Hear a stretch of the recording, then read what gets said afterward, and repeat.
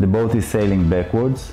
The wheel is hard to port to allow the bow to climb starboard into the wind.